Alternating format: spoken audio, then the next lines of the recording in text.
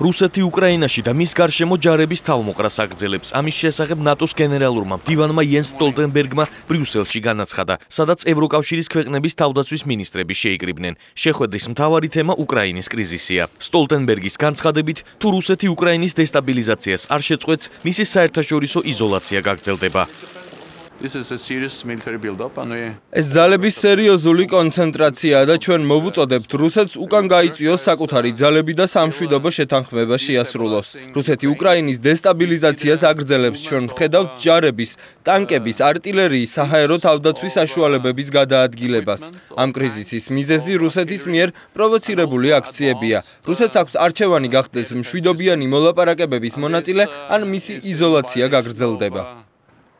ევროკავშირი რუსეთის წინააღმდეგ ახალ სანქციებს იმ შემთხვევაში დააწესებს, თუ სეპარატისტები უკრაინაში ახალ შეტევას განახორციელებენ. ამის შესახებ საკუთარ წყაროებზე დაკნობით რუსული გამოცემა კომერსანტი იუწყება.